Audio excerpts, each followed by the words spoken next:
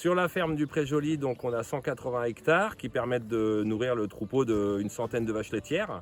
Donc on a ensuite 60-70 génisses ou animaux à viande, puisqu'on fait un peu de viande en vente directe aussi. Et on élève une vingtaine de génisses par an. Donc 100 hectares sont en pâturage et en prairie pour nourrir les animaux. On travaille à 10 sur la ferme, donc aujourd'hui on est 4 associés, 5 salariés temps plein et une apprentie qui est en école d'ingénieur à Bordeaux, puisqu'on a aussi à cœur de vouloir former des gens. On reçoit aussi pas mal de stagiaires tout au long de l'année. On a converti la ferme en agriculture biologique en 2011, donc il y a une dizaine d'années. Pour nous, on était assez proche de l'agriculture biologique, donc on a eu des adaptations à faire, mais pas trop importantes. Aujourd'hui, pour nous, c'est un plaisir de travailler sans engrais chimiques et sans pesticides. On a adapté nos techniques, nos méthodes de production par rapport à ce contexte-là. On a appris à faire pousser de l'herbe sans engrais chimiques, à faire pousser du maïs sans pesticides.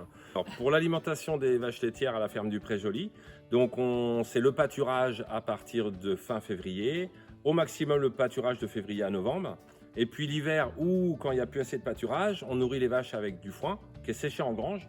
Donc là, on est dans le bâtiment de séchage et stockage en vrac du foin. On rentre le foin moitié sec, à 55% de matière sèche. On finit de le sécher avec un séchage solaire où on capte la chaleur du soleil sous les tôles pour sécher le foin en 2 à 3 jours. Et ça nous permet de garder le plus possible les nutriments du foin et d'avoir un foin le plus riche possible pour l'autonomie de la ferme en alimentation et aussi pour la santé des animaux, puisqu'on a plus d'oligo-éléments et de vitamines avec du séchage en grange dans les aliments, et ça nous permet de jouer aussi énormément sur la santé des animaux, puisqu'on a très peu de problèmes et d'interventions de vétérinaires sur l'année.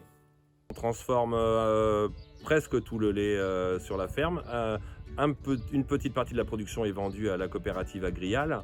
Et on transforme tout ce lait en une gamme large de produits laitiers. Donc ça va de la crème fraîche au beurre, les yaourts nature aromatisés, des crèmes dessert vanille chocolat, riz au lait, semoule de maïs population au lait, des fromages frais comme des fromages blancs battus en faisselle, des fromages lactiques affinés aussi, type Saint-Félicien, Saint-Marcelin, qu'on appelle le Robichon ou le Robichelon.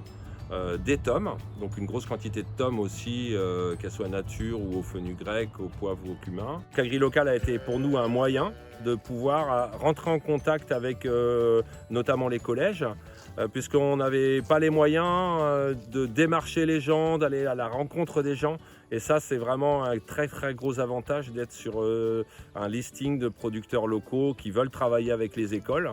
Et alors ça se passe plutôt bien, il faut apprendre à travailler ensemble, mais ça nous a permis de fortement développer puisqu'on est passé de 5-6 écoles qu'on fournissait avant la création d'Agrilocal à aujourd'hui au moins une quarantaine d'écoles qui achètent nos produits, pour certains de manière très régulière. Ça devient des vrais partenariats pour certains, et pour nous ça a du sens de fabriquer des produits laitiers pour les vendre aux écoles de la Vienne notamment. C'était un bon choix que le choix des élus du département ou d'autres partenaires locaux de s'investir dans cette démarche qui nous permet d'aborder les marchés publics, sachant que les marchés publics pour des petites fermes comme les nôtres, c'est quelque chose qui est carrément dans la structuration actuelle inabordable.